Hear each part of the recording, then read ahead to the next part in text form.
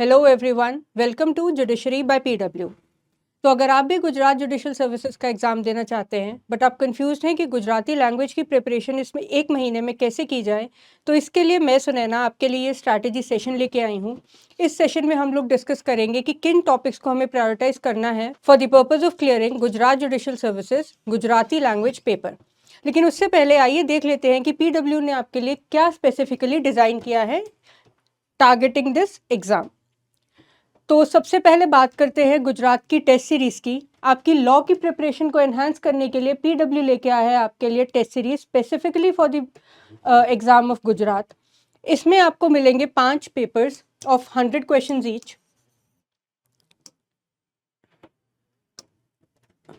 100 questions each, जिसमें आपके पहले 2 पेपर रहेंगे sectional papers consisting of part A and part B. Part A is basically related to the criminal law subjects and Part B is basically related to civil law subjects. अभी जब हम video में आगे जाएंगे तो हम देखेंगे कि Part A क्या क्या कंटेन करता है एंड Part B के कॉन्स्टिट्यूएंट्स क्या हैं. Now let us jump towards 3 other tests. ये 3 टेस्ट रहेंगे आपके फुल लेंथ टेस्ट, जिसमें कि जो भी सब्जेक्ट्स हैं गुजरात जुडिशल सर्विसेज के एग्ज़ाम में सभी सब्जेक्ट्स को इनकॉर्पोरेट किया गया है. यानी कि लॉ के अलावा जो भी कॉन्स्टिट्यूएंट्स हैं जैसे कि आपका English language, computers, maths, reasoning, ये सब पोर्शंस भी इन 3 फुल लेंथ टेस्ट में कवर रहेंगे. And on top of it इसमें आपका 1/3 नेगेटिव मार्किंग वाला पार्ट भी इनकॉर्पोरेट किया गया है, बिकॉज गुजरात में negative marking is comparatively high. 1/3 negative marking is considered to be high. तो आपकी ये गलती मेन एग्ज़ाम में ना हो. जब आप एक्चुअल एग्ज़ाम हॉल में बैठे हैं तो आप नेगेटिव मार्किंग की वजह से अपने मार्क्स डिडक्ट ना करवाएं. इस वजह से हम इन 3 टेस्ट में आपको एक्चुअल एग्ज़ाम हॉल एक्सपीरियंस देंगे. ठीक है, नेक्स्ट हम चलते हैं नेक्स्ट कोर्स की तरफ. ये है गुजरात जुडिशरी क्रैश कोर्स. इस क्रैश कोर्स में हम आपके लिए लेके आए हैं गुजरात जुडिशल सर्विसेज में जो भी सब्जेक्ट्स आपके कवर हो रहे हैं, जो भी स्टेट जुडिशरी के सिलेबस के पार्ट है, इन सब का एक कॉम्प्रिहेंसिव मिक्स आपको मिलेगा लाइव एंड रिकॉर्डेड लेक्चर्स का. अपार्ट फ्रॉम दिस एक अच्छी न्यूज़ आपके लिए ये है कि आपको गुजराती लैंग्वेज भी सिखाई जाएगी इस क्रैश कोर्स में by a very experienced faculty. And ये लैंग्वेज क्लास का टारगेट यही रहेगा कि आप लैंग्वेज को सीख सकें एज अर्ली एज पॉसिबल. ठीक है, तो गुजरात जुडिशल सर्विसेज को टारगेट करने के लिए बेसिकली हमें नॉट ओनली लॉ की नॉलेज होनी चाहिए बट हमें गुजराती लैंग्वेज का भी प्रॉपर नॉलेज होना चाहिए. When I say proper, it does not mean that you are perfect in the language, but it means कि आपको for the purpose of exam पता होना चाहिए कि आपको कितना पोर्शन टारगेट करके ये एग्ज़ाम क्रैक करना है. तो पहले मैं आपको बता दूं कि learning Gujarati for the purpose of this exam is not very difficult, I would say. Although किसी भी नई लैंग्वेज को सीखना एक ईजी टास्क नहीं है, but it is not impossible, because I am an example in front of you. जब मैंने भी अपना फर्स्ट टाइम पेपर लिखा था तो that was my first attempt Gujarati exam का, and I have clear that in first attempt. And I hope कि आप लोग भी उस एग्ज़ाम को फर्स्ट अटेम्प्ट में क्लियर कर सकते हैं. बस आपको रिक्वायरमेंट है डेडिकेशन, रेगुलर प्रैक्टिस और एक कॉम्प्रिहेंसिव स्ट्रैटेजी की. तो आइए देखते हैं इस सेशन में कि हम कैसे टारगेट कर सकते हैं गुजराती लैंग्वेज को, जिससे कि हमारा पेपर क्रैक होने में हमारी हेल्प हो. ठीक है, लेकिन सबसे पहले हम देख लेते हैं कि एग्ज़ाम की डेडलाइंस क्या है. फॉर्म सबमिशन जो है हमारा स्टार्ट हो चुका है already from 1st of February. The last day to fill the form is 1st of March. तो अभी भी आपके पास 4 से 5 दिन है फॉर्म भरने के लिए. इस स्ट्रैटेजी सेशन के बाद आप लोग एनालाइज कर सकते हैं whether you want to fill this form और नॉट.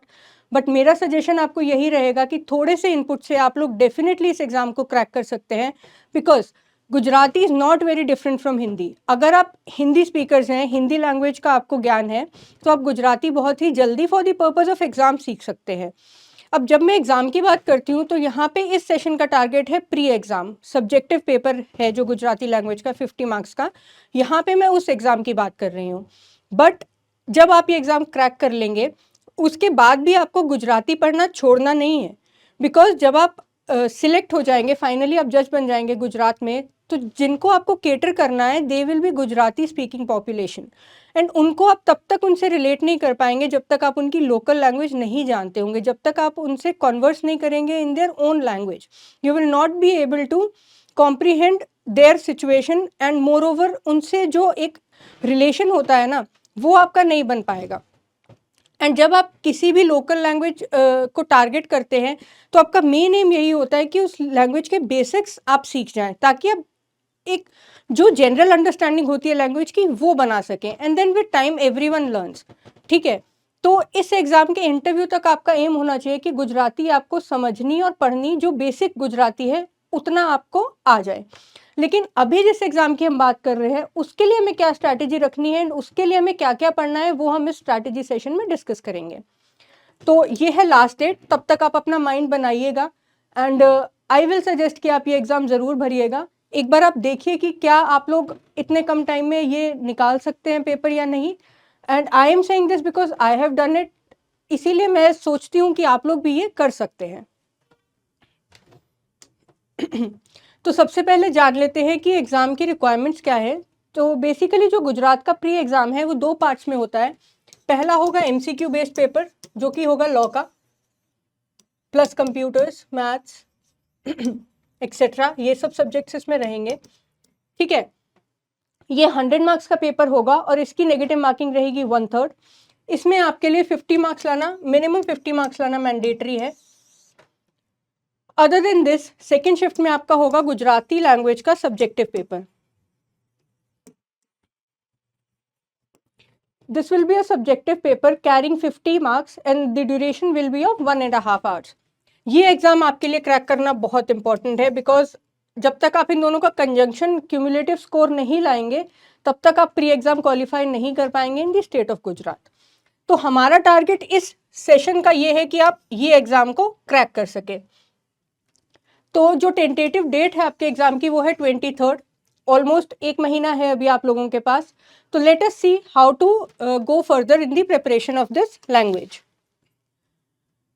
अब हम जान लेते हैं जो हमने ऑलरेडी वैसे डिस्कस किया है, बट फिर भी एक बार ये नोटिफिकेशन का ही पार्ट है, एक बार हम इसको क्विकली देख लेते हैं। ये प्रिलिमिनरी एग्जाम जो रहेगा ये एलिमिनेशन टेस्ट है, 100 मार्क्स का पेपर होगा because it consist of 100 questions. Her question की मार्किंग होगी 1 मार्क, हर क्वेश्चन 1 मार्क का होगा। नेगेटिव मार्किंग क्या रहेगी 0.33, that means 1/3 negative marking. The duration of the paper will be 2 hours। 2 घंटे का ये पेपर रहेगा, 100 क्वेश्चंस का रहेगा, ईच क्वेश्चन की मार्किंग है 1 mark and negative marking is 1/3।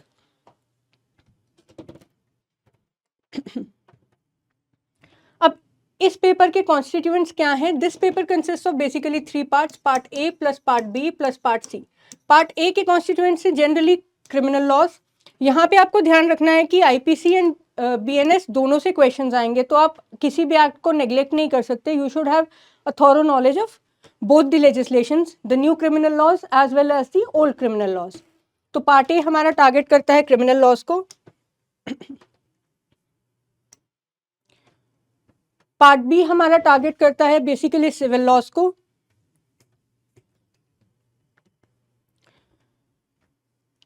इसमें जो लीगल मैक्सिम्स वाला पोर्शन है this is also very important, this is a scoring portion. तो जो बेसिक लीगल मैक्सिम्स हैं जो हम लोग जनरली लॉ में पढ़ते हैं वो सब आपको एक बार है ना रिवाइज करने की ज़रूरत पड़ेगी। And this is a scoring portion, I am telling you again, 2 से 3 क्वेश्चंस हो सकता है इससे आ जाए, and this will help you in fetching good marks. Part C के कॉन्स्टिट्यूएंट से बेसिकली पार्ट सी है ये मिसलेनियस पार्ट है, अदर देन लॉ जो भी पोर्शन इस पेपर में रहेगा वो पार्ट सी में इनकॉर्पोरेटेड है। Language of the preliminary exam would be English only. तो जो ये आपका एमसीक्यू बेस्ड पेपर रहेगा इसकी लैंग्वेज केवल और केवल इंग्लिश में ही रहेगी। आइए अब जान लेते हैं कुछ important points. Candidates who have not passed secondary और higher secondary examination with subject of Gujarati are required to pass the vernacular language proficiency test as prescribed below। मतलब जिन्होंने स्कूल में 10th या फिर 12th में गुजराती का एग्जाम पास नहीं किया है उनके लिए subjective paper which will be of 50 marks crack करना बहुत इंपॉर्टेंट है। विदाउट दैट आप प्री एग्जाम क्वालिफाई नहीं कर पाएंगे गुजरात जुडिशल सर्विसेज का। मिनिमम मार्क्स आपको कितने चाहिए? 40% मार्क्स चाहिए आपको इन द लैंग्वेज एग्जाम, ठीक है।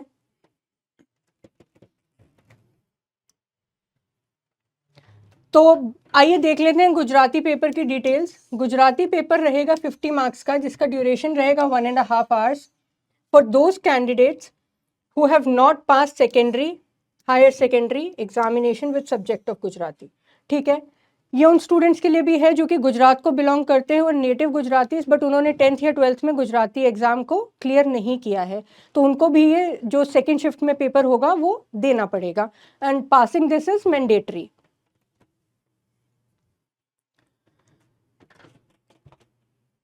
तो स्टूडेंट्स, जब भी हम किसी एग्ज़ाम की बात करते हैं, अगर हमारा टारगेट है कोई एग्ज़ाम क्रैक करना, तो सबसे जो फंडामेंटल ब्लॉक हमें पता होना चाहिए वो है उस एग्ज़ाम का सिलेबस। तो आइए देख लेते हैं कि गुजराती एग्ज़ाम का सिलेबस क्या है। तो गुजराती बेसिकली एग्ज़ाम में ये पार्ट्स कॉन्स्टिट्यूटेड है कि जो सब्जेक्टिव एग्ज़ाम होगा उसका सिलेबस ये है। आइए एक बार क्विकली देख लेते हैं कि क्या क्या इनकॉर्पोरेटेड रहेगा लैंग्वेज पेपर में। गुजराती निबंध लेखन, दैट इज़ एसे राइटिंग। फकरा ऊपर थी प्रश्नों न जवाब, कॉम्प्रिहेंशन। समानार्थी शब्दों, विरुद्धार्थी शब्दों, सिनोनिम, एंटोनिम। पत्र लेखन, लेटर राइटिंग। भाषांतर, that is translation, Gujarati to English and English to Gujarati, ठीक है। हिंदी का नहीं है इसमें कोई भी पोर्शन, इंग्लिश टू गुजराती है, गुजराती टू इंग्लिश है। देन टूंकनोंद, that is precis. And lastly Gujarati व्याकरण, मतलब जो व्याकरण जैसे हम हिंदी में पढ़ते हैं, संधि, संज्ञा, सर्वनाम, विशेषण, ये सब कॉन्स्टिट्यूट करेगा the last and final part. तो जब हम किसी भी एग्जाम के सिलेबस की बात करते हैं, इसमें से हमारे लिए क्या इंपॉर्टेंट हो जाता है for the purpose of Gujarati. मैं ये मान के चल रही हूँ कि मेजॉरिटी लोग जो आज ये सेशन देख रहे हैं, they are non familiar with Gujarati, and अगर फेमिलियर हैं भी तो भी they do not have an expertise in the language. इस केस में हमें क्या करना है, हमें टारगेट करने हैं ऐसे एरियाज जो कि स्कोरिंग हो, जो कि हमारी हेल्प कर सके 20 मार्क्स लाने में आउट ऑफ 50। इसके लिए हमें देखना पड़ेगा कि हमको अपनी प्रिपरेशन को कैसे स्ट्रैटेजाइज करना है, ठीक है। और वही मेन है मैं आज के इस सेशन का।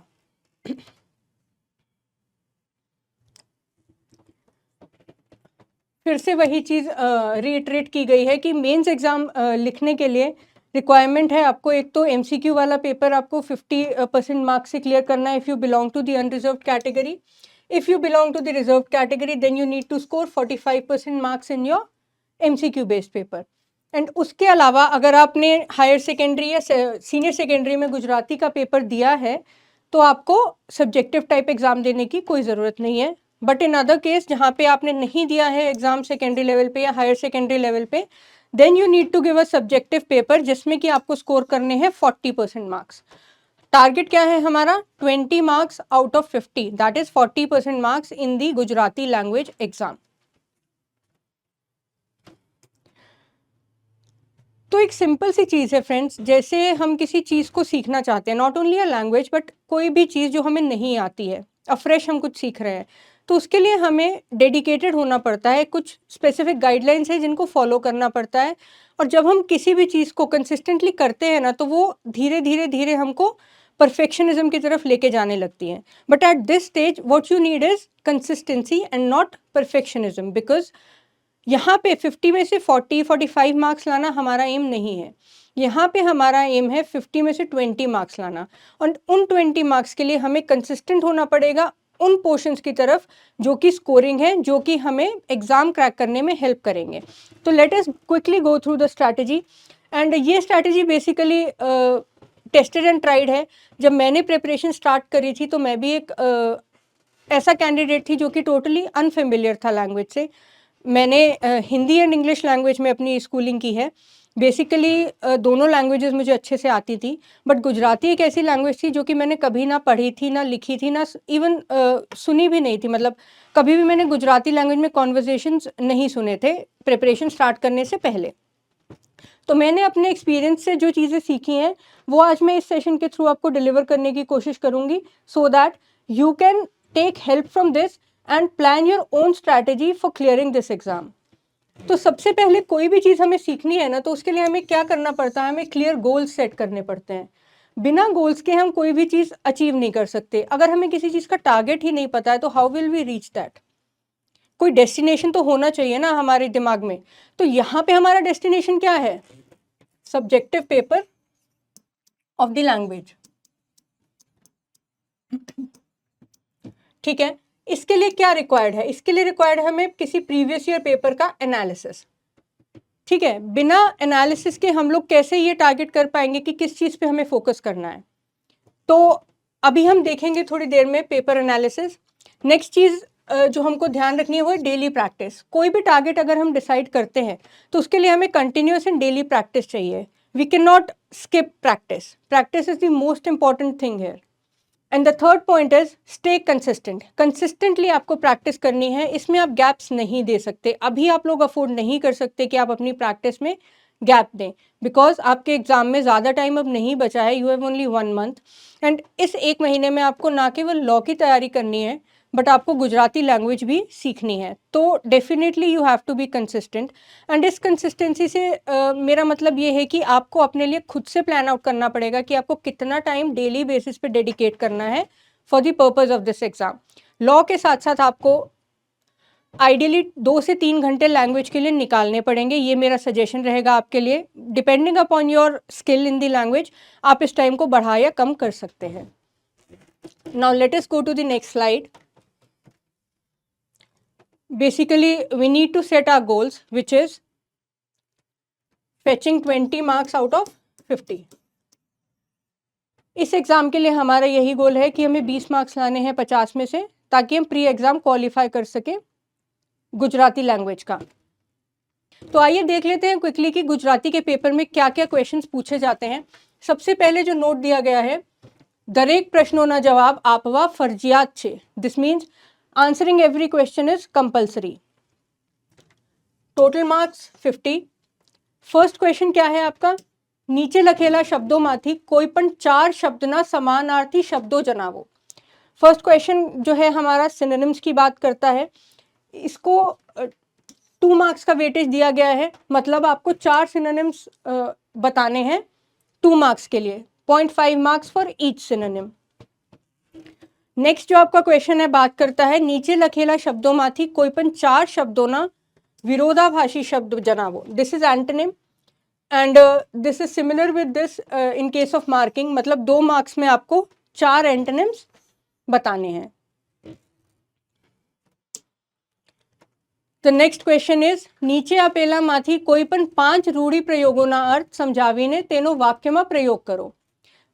ये डील करता है क्वेश्चन आपके ईडियम एंड फ्रेजेस से, जिनको कि हिंदी में हम कहावत भी कहते हैं। तो गुजराती में बेसिकली ये एक कंडीशन मेंशन है कि अगर आपने जो कहावत है या रूढ़ी प्रयोग है उसका मीनिंग गलत बताया है तो आपको सेंटेंस अगर आपने करेक्ट भी फॉर्म कर दिया है बाय चांस तो उसके मार्क्स नहीं मिलेंगे। ये क्वेश्चन आपका है 5 मार्क्स का और इसमें मीनिंग प्लस सेंटेंस का आपको मिलेगा 1 मार्क फॉर ईच।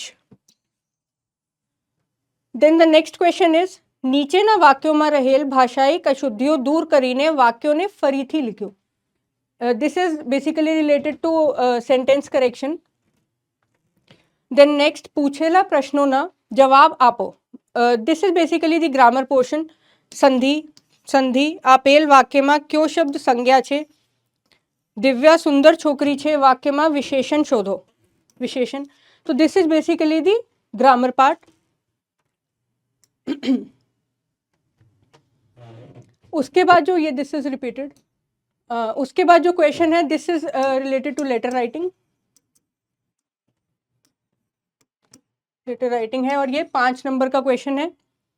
अब ये जो सबसे इंपॉर्टेंट पार्ट जो मैक्सिमम वेटेज कैरी करता है इस पेपर में वो है ट्रांसलेशन पोर्शन। तो देखिए इंग्लिश टू गुजराती ट्रांसलेशन आपकी है 8 मार्क्स की, 8 मार्क्स।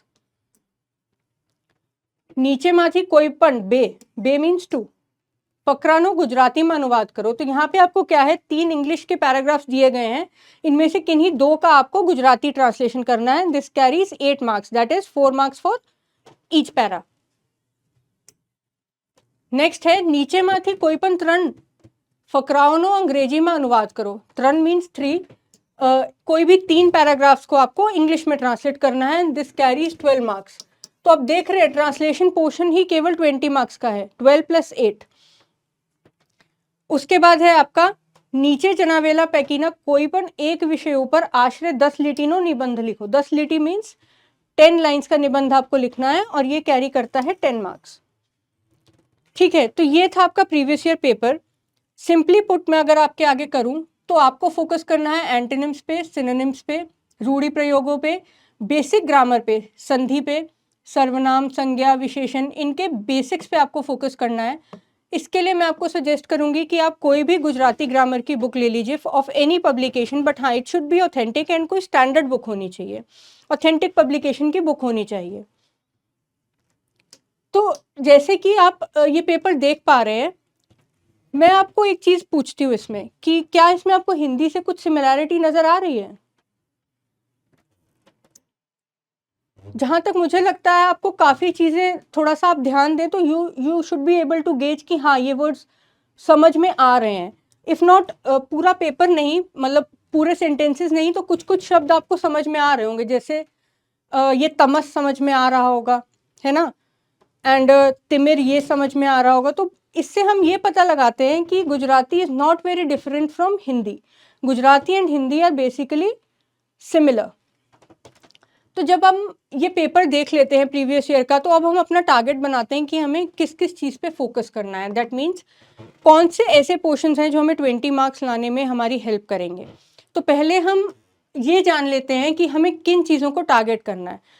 इसके लिए देखिए मेरी एक रिक्वेस्ट रहेगी आपसे कि एंटोनिम, सिनोनिम, वाक्य शुद्धि, रूढ़ि प्रयोग, फॉर दैट मैटर इवन संधि, सर्वनाम, संज्ञा, विशेषण, इनके बेसिक्स, इन चीज़ों को आप किसी भी, है ना, कॉस्ट पे इग्नोर नहीं कर सकते। अगर आपको किसी भी लैंग्वेज का ग्रामर सीखना है, कोई भी लैंग्वेज आपको सीखनी है फॉर दैट मैटर, तो ये बेसिक्स आप इग्नोर नहीं कर सकते एट एनी कॉस्ट।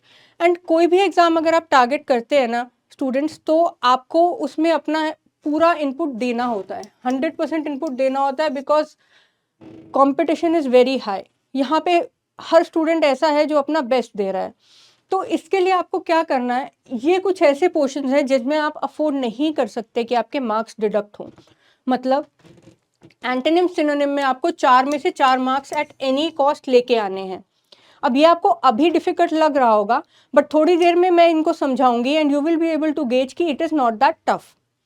ठीक है, तो हमारा अभी बेसिक सा टारगेट है कि हम 20 मार्क्स कैसे ला सकते हैं, ये एक हम मोटा मोटा आइडिया लगा रहे हैं इसमें। तो ये 2 क्वेश्चंस में हमें 4 मार्क्स लेके आने हैं। रूढ़ि प्रयोग अगर आप 100% ऑफ द मार्क्स फेच नहीं कर सकते, that is totally fine, because it is not easy कि आप सेंटेंस फॉर्मेशन एंड सब इडियम्स एंड फ्रेजेस आप बाय हार्ट कर लें by the time you have your exam. But at any cost आपको इसमें 50% ऑफ द मार्क्स लाने ही हैं। ठीक है, आपकी कोशिश होनी चाहिए 100%, बट मिनिमम 2.5 मार्क्स तो आपको 5 में से लाने हैं इसमें। ठीक है, देन अभी हम इसको स्किप करते हैं। इसमें भी हमें कोशिश करनी है कि 4 में से एटलीस्ट 2 मार्क्स हम लेके आए। इसको हम बेसिकली स्किप इसलिए कर रहे हैं क्योंकि कई बार क्या होता है ना, ये सब जो सेंटेंसेस हैं बहुत ही कॉमन है। एग्जाम में जो बार बार रिपीटेडली पूछे जाते हैं ना, वही सेंटेंसेस रिपीट होते हैं। तो if that is the case then you can fetch 2 out of 2 in this, but if not then there may be a possibility कि आप अगर लैंग्वेज से थोड़ा फेमिलियर हो गए हैं तो आप एटलीस्ट 50% मार्क्स तो ले ही आए। तो हम इसका टारगेट 1 रख लेते हैं फॉर द टाइम बीइंग। अब जो ये वाला क्वेश्चन है, ठीक है, ये हम ऑलरेडी डिस्कस कर चुके हैं, ये रिपीटेड है। एंड देन लेटर राइटिंग वाला पोर्शन है, इसको अभी हम साइड में रखते हैं। Now comes the translation. अब जब भी हम किसी लैंग्वेज की ट्रांसलेशन की बात करते हैं ना, तो आई सपोज कि आप इंग्लिश में वेल वर्स्ड होंगे, लेकिन प्रॉब्लम कहाँ आती है, आपको इंग्लिश में हिंदी में ट्रांसलेट करने में ईजी होगा, लेकिन गुजराती ग्रामर का ना अपना एक वे है रिप्रेजेंट करने का लैंग्वेज को। तो in my experience what I feel is थोड़ा सा स्टार्टिंग में प्रॉब्लम होता है इंग्लिश टू गुजराती ट्रांसलेट करने में। तो इसमें मैं आपसे ये रिक्वेस्ट करूंगी कि आपको यहाँ पे अपना टारगेट बनाना है एटलीस्ट 4 मार्क्स। ठीक है, इतना आपको है ना करना है मेहनत इस पर कि आप एटलीस्ट 4 मार्क्स लेके आए। वो आप कैसे कर सकते हैं, जैसे कि आपको बेसिक ये जो कीवर्ड्स है ना, ये आपको पता होने चाहिए। बेसिक कोड को क्या कहते हैं, है ना, इंस्टीट्यूटेड के लिए क्या प्रॉपर टर्मिनोलॉजी है, प्रोविजन के लिए क्या प्रॉपर टर्मिनोलॉजी है, रीडिंग के लिए क्या प्रॉपर टर्मिनोलॉजी है, एविडेंट को क्या बोलते हैं गुजराती में। तो ये सब चीज़ें ऐसी हैं जो कि टाइम लेंगी आपको सीखने में। तो इसमें इसी वजह से मैं आपको कह रही हूँ कि 4 marks by the end of your preparation, मतलब 23rd ऑफ मार्च तक आपको कोशिश करनी है कि आप इस लेवल पे आ जाएं।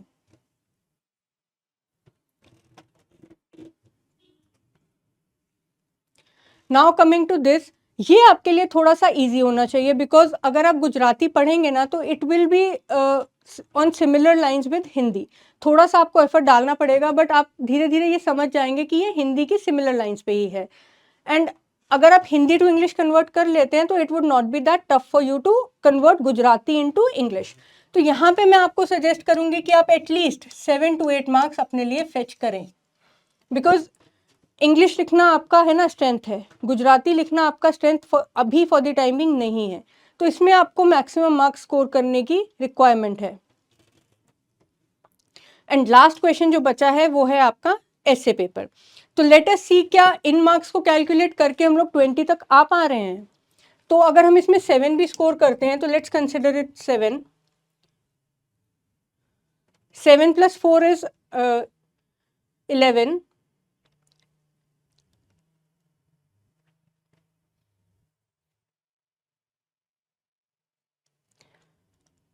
11 + 2 इज 13, 14, 15, 16, 16.5, ठीक है, एंड 4, 16.5 एंड 4 इज 20.5। तो बेसिकली आप अगर इन चीज़ों पे फोकस करें तो गुजरात का एग्जाम इजीली क्रैक कर सकते हैं। बट अभी आपके पास 15 मार्क्स का एसे एंड लेटर राइटिंग का पोर्शन बचा है, उसमें आपको ट्राई करना है कि आप जितना ज़्यादा स्कोर कर सके उतना आपकी है ना एग्ज़ाम क्लियर करने में हेल्प हो जाएगी। ठीक है, तो अभी पेपर एनालिसिस के बाद हम लोग अब ये देख लेते हैं कि इनको मतलब आपको ऐसा लग रहा होगा, आप ऐसा सोच रहे होंगे, ये क्वेश्चन आपके मन में आ रहा होगा कि ये कहना बहुत आसान है कि 2 में से 2 मार्क्स लाने हैं, है ना, एंड इसमें आपको 100% मार्क्स स्कोर करने हैं। बट मैं आपको बता दूं कि ये सिर्फ कहना नहीं, ये करना भी आसान है। I will just show you कि ये इतना मुश्किल भी नहीं है, क्योंकि एंटोनिम सिनोनिम हम सब अपनी लाइफ में कभी ना कभी पढ़ते हैं। What we need is revision, ठीक है, and revising a fact is much easier than learning a new fact. तो अपनी बात आपको बताने से पहले मैं आपको एक चीज दिखाती हूँ। देखिए फ्रेंड्स, ये है गुजराती और हिंदी का कंपैरिजन। ऑल्दो ये पूरा जो वर्णमाला है, या फॉर दैट मैटर गुजराती में हम इसको 12 खड़ी बोलते हैं, इंक्लूड नहीं करता है, बट कुछ वर्ड से हम ये जान पाएंगे कि Gujarati and Hindi are somewhat similar. तो सबसे पहले आपको क्या करना है, आपको गुजराती एंड हिंदी की वर्णमाला एंड 12 खड़ी लेके आनी है एंड उनका साइड बाय साइड कंपैरिजन करना है, जिससे कि आपको ये एनालाइज करना है कि कौन से वर्ड्स इनमें सिमिलर हैं एंड कौन से वर्ड्स डिफरेंट हैं। फॉर एग्जाम्पल, क और क हिंदी एंड गुजराती में डिफरेंट है, ठीक है, सिमिलर नहीं है। ख और ख सिमिलर नहीं है, बट ग तो सिमिलर है, घ भी सिमिलर है। च सिमिलर नहीं है, छ तो सिमिलर है, ज भी नहीं है, झ भी नहीं है, बट ट है, प है, न है, ठीक है। तो ये सब एनालिसिस आपको अपने एंड पे करना है, एंड इस एनालिसिस को करके आप ये चीज़ समझ जाएंगे कि जब भी आप हिंदी लिखेंगे वहाँ पे आपको क्या करना है, हिंदी के वर्ड्स को गुजराती लैंग्वेज के वर्ड से रिप्लेस कर देना है। I will just show you that.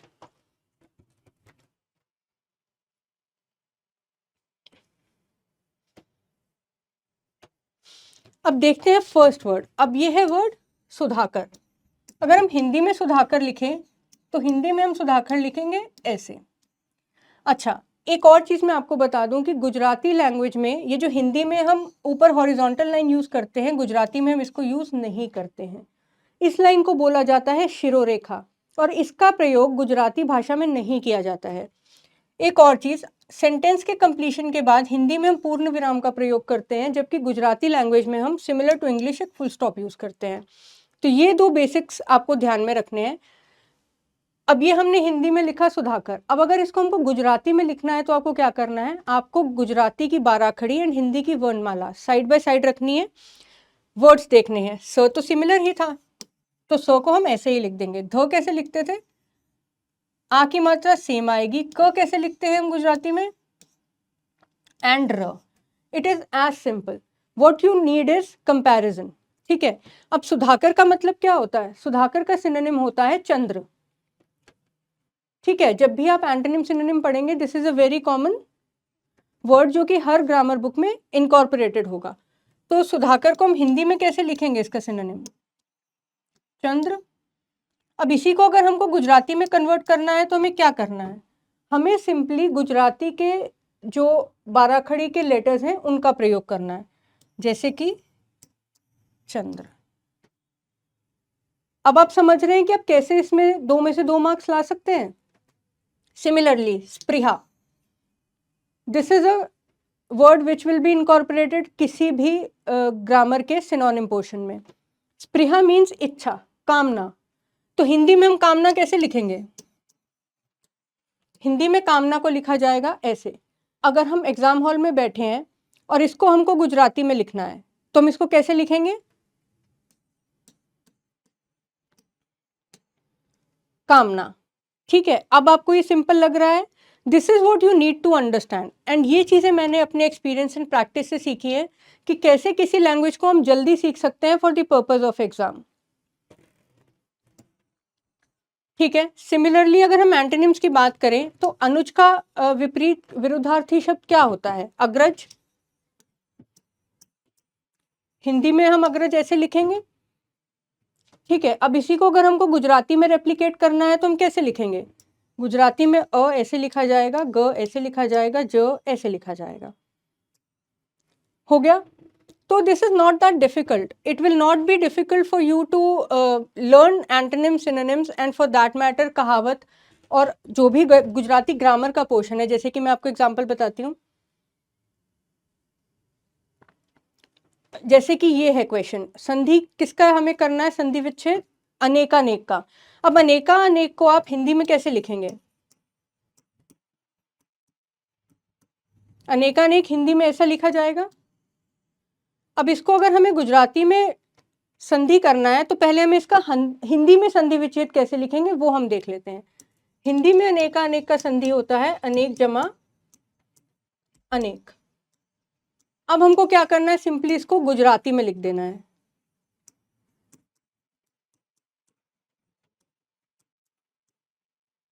ठीक है, simple, it is not that tough.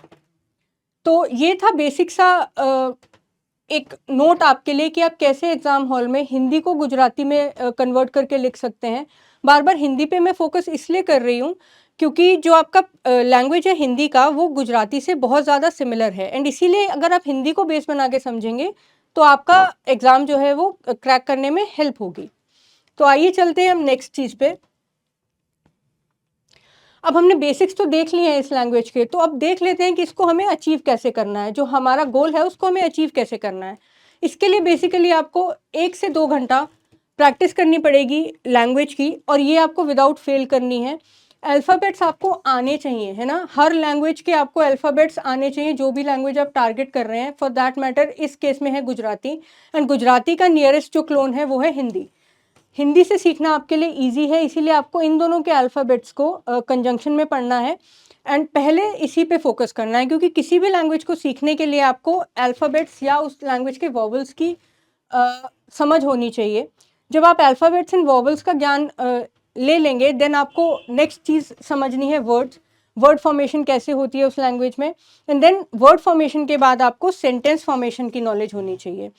तो बेसिकली किसी भी लैंग्वेज को समझने के लिए हमें इन स्टेप्स से निकलना पड़ेगा, एंड इन स्टेप्स के लिए हमें इनको कंपैरेटिव वे में पढ़ना पड़ेगा उस लैंग्वेज से जो कि हमें ऑलरेडी आती है। ठीक है, तो नेक्स्ट है लर्न मोस्ट कॉमन वर्ड्स। अब कोई भी लैंग्वेज अगर आप सीखना चाहते हैं तो उस लैंग्वेज के मोस्ट कॉमन वर्ड्स आपको पता होने चाहिए। फॉर एग्जांपल हंसना, खाना, रोना, मैं, तू, वो हिंदी के कॉमन वर्ड्स हैं। एंड सिमिलरली इंग्लिश के कुछ कॉमन वर्ड्स हैं, happy, sad, me, they, I, she, he.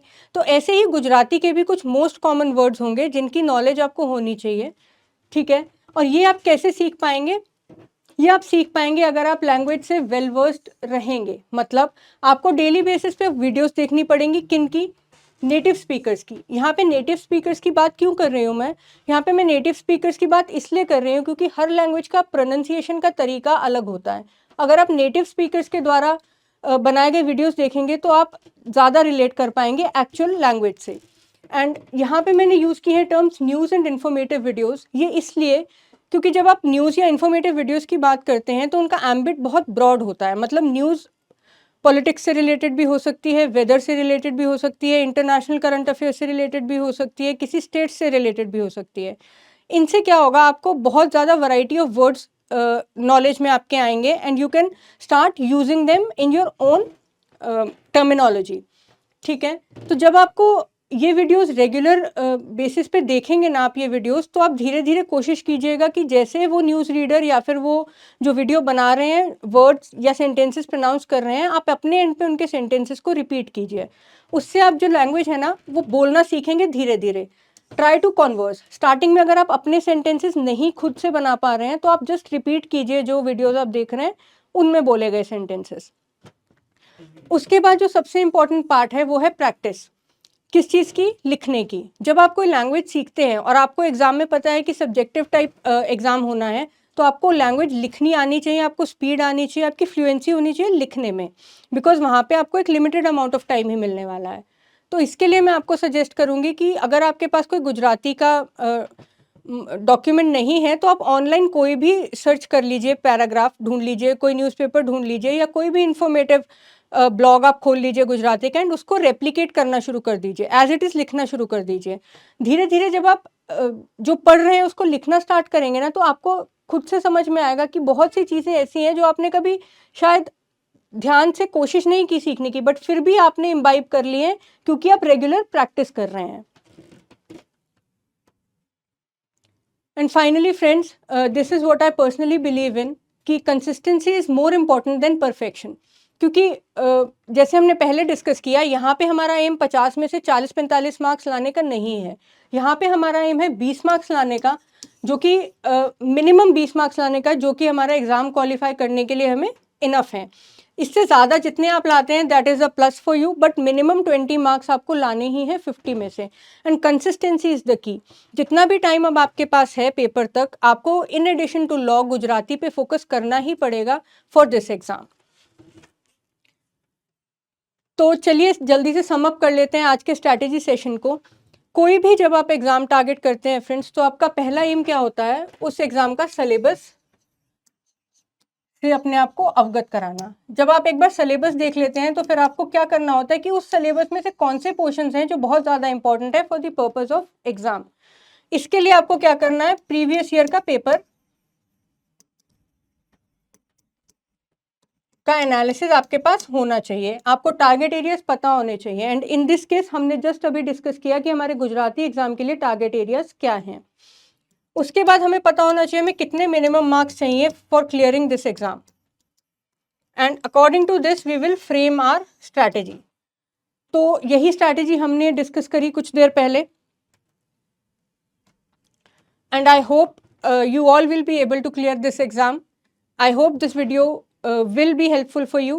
Thank you so much for watching. તમારો આભાર.